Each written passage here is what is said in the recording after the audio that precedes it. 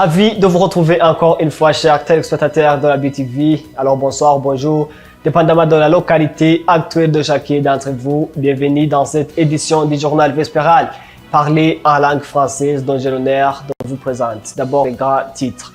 Le Burundi célèbre aujourd'hui le 62e anniversaire de son indépendance. À Marie de Bujumbura, Jimmy Hatungiman, maire de la ville, a rappelé la signification d'un pays indépendant.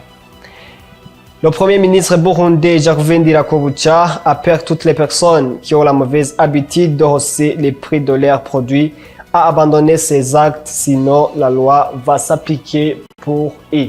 Les détails et d'autres informations dans un instant. Bienvenue encore une fois. Le Burundi célèbre aujourd'hui le 62e anniversaire de son indépendance. À mairie de Bujumbura, Jimmy Hatungiman, maire de la ville, a rappelé au Burundi la signification d'un pays indépendant. Benoît Sdaigwai. Les cérémonies marquant le 62e anniversaire de l'indépendance du Burundi ont eu lieu dans tout le pays. À mairie de Bujumbura, les festivités ont débuté par le défilé au boulevard de l'indépendance. Le maire de la ville de Bujumbura, qui a rehaussé ces cérémonies, a fait savoir la signification d'un pays indépendant. Ubwidegemvya mu butunzi niko tuzodushikana ubwikubwira nyakuri ariko tegere neza ko umwidegemvyo mu butunzi atari ubwikora ku banyamahanga. L'indépendance économique du pays est la vraie indépendance, mais nous devons prendre conscience que l'indépendance du pays ne signifie pas tendre les mains devant les Blancs. La ville de Bujumbura, c'est la capitale économique de notre pays. Nous célébrons aujourd'hui l'indépendance en pleine période de paix et de sécurité, ce qui est le pilier du développement. Toutefois, le pays qui n'a pas de paix n'a pas aussi d'activité. C'est pourquoi la capitale de Bujumbura a un grand rôle d'augmenter la richesse de notre pays. Même si on ne pratique pas d'agriculture ou d'élevage, mais on a plusieurs entreprises ou usines et d'autres secteurs qui peuvent augmenter l'économie du pays. Nous remercions l'effort du gouvernement d'accompagner les citoyens dans leur activité pouvant booster leur économie, faciliter les investisseurs, encourager différents artistes dans le but de réaliser la vision d'un pays émergent en 2040 et pays développé en 2060. Zitandukanye aho byose biza kuzanya bigatuma umwimbu wiyongera muri ya ntumbero yo kugenda tugana imbyambona kazoza Uburundi bwifashe muri 2040 Uburundi buteye imbere muri 2060.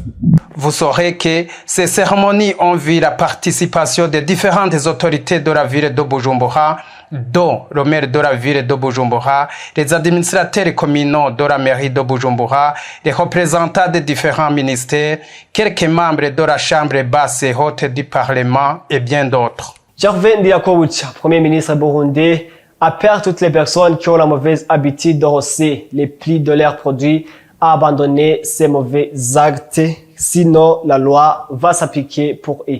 Les détails dans son reportage. D'après Gervais Ndirakobucha, Premier ministre burundais, les personnes qui profitent de cette période où le Burundi fait face aux énormes défis, liés notamment à la pénurie des devises, et appliquent une hausse excessive des prix, doivent abandonner cette mauvaise habitude, sinon elle risque de sévères punitions.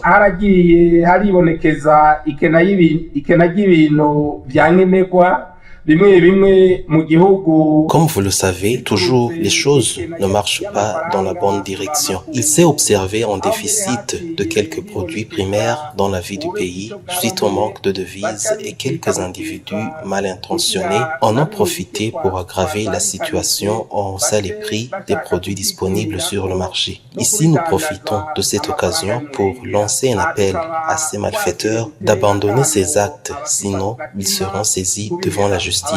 La seule solution possible est d'augmenter le rendement pour avoir des produits à exporter afin de gagner en retour ces devises.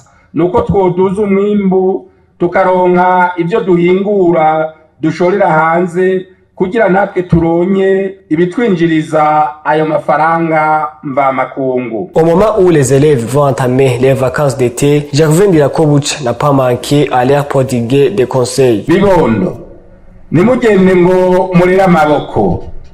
Nos enfants, les vacances ne sont pas synonymes d'aller croiser les bras à la maison, mais d'aller épauler vos parents pour les activités domestiques, aller faire l'irrigation des champs pour améliorer le rendement agricole. Respectez vos parents en suivant toujours leurs conseils. Et vous les parents, instaurez les dialogues avec vos enfants et renforcez la culture burundaise qui constitue la base solide de notre société.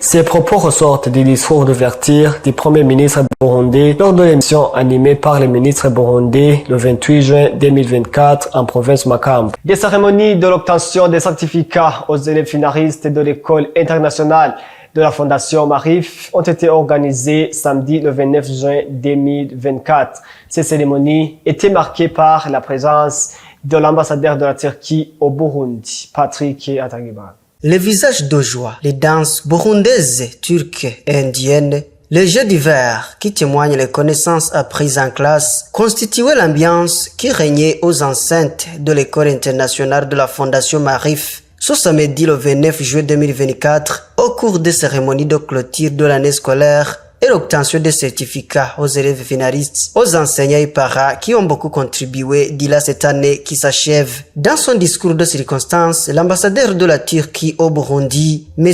Arp Isikli, a indiqué que l'éducation de qualité compte parmi les facteurs clés pouvant permettre d'atteindre un développement durable.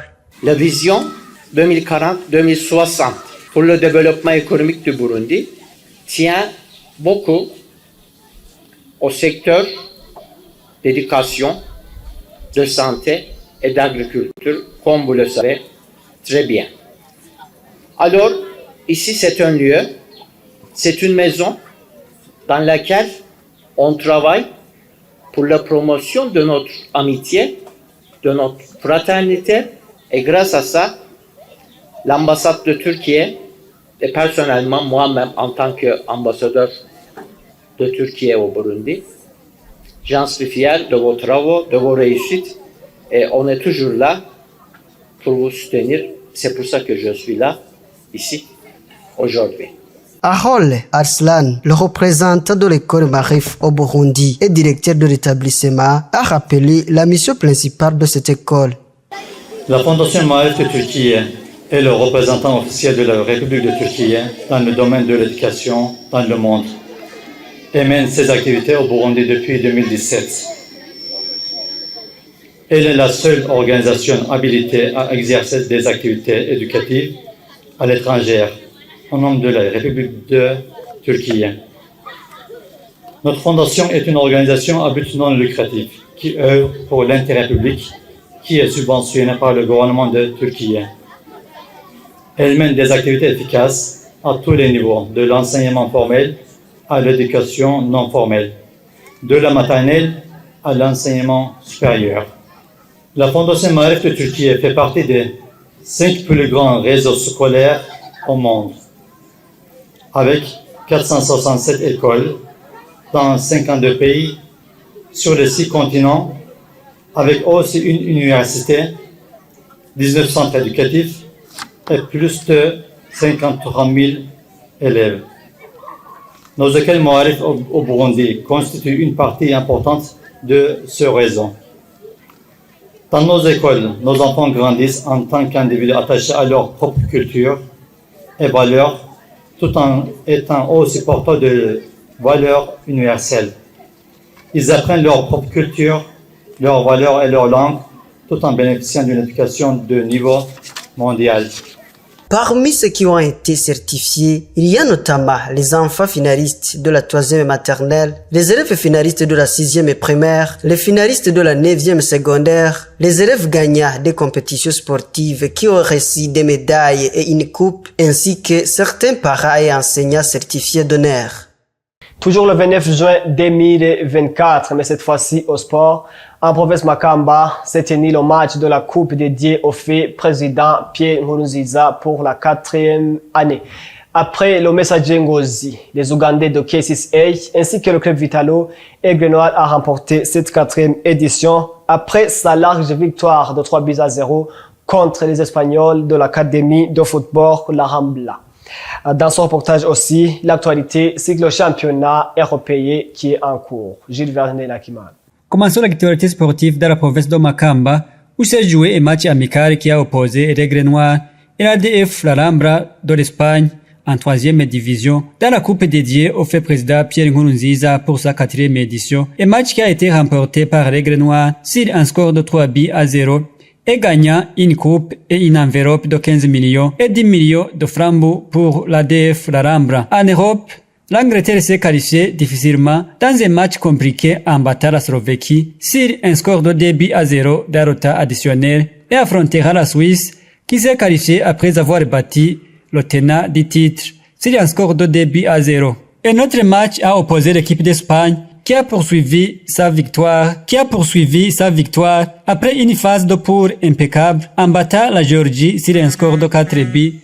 Et c'était la première fois que la Géorgie arrive à 8e de finale dans son histoire. Ce soir, la France croisera le fer en affrontant la Belgique et notre match opposera le Portugal et la Slovénie. Les équipes qui sortiront vainqueurs vont s'affronter. Le dernier match se jouera le 14 juillet. Selon le journal RMC Sport, une somme de 331 millions d'euros est allouée aux primes pour les pays participant aux phases finales de l'Euro 2024. Chaque match gagné dans la phase de poule, une somme de 1 million d'euros comme prime et une somme de 500 000 pour les matchs nuls. Le vainqueur aura une somme de 28,25 millions d'euros s'il a gagné tous les matchs. Place maintenant à l'actualité internationale avec Elvis Mianez.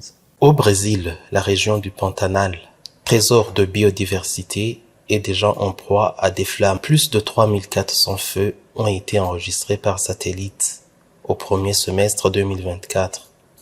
L'activité des pêcheurs, notamment, est menacée de disparaître. Les incendies n'épargnent rien, pas même la protéger le Pantanal. Dans le centre du pays, la plus grande zone humide de la planète, des milliers d'hectares de prairies et de savanes inondées abritant une diversité exceptionnelle. Mais cette année, cette vaste étendue est plus que jamais menacée. 3400 incendies sont déclarés en seulement 6 mois. Les habitants et particulièrement les pêcheurs sont directement impactés. Les habitants du Pantanal sont la plupart des agriculteurs, des chasseurs et des pêcheurs. Avec les incendies, c'est tout leur mode de vie qui est directement menacé. Les associations de préservation de la région appelle le gouvernement à agir au plus vite avant que ce ne soit trop tard. Au Sénégal, le Sénégal veut passer de 15 000 tonnes de poissons de production aquacole en 2022 à 65 000 tonnes en 2032.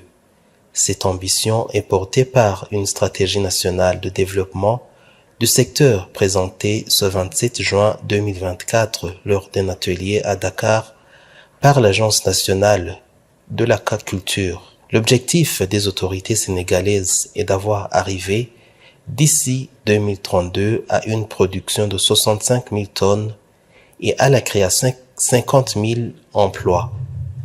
Au Sénégal, les prévisions montrent que la demande de produits de la pêche augmentera de 107 000 tonnes d'ici 2025. À vous tous qui avez consacré votre temps à suivre notre journal, c'est par ici que prend fin cette édition.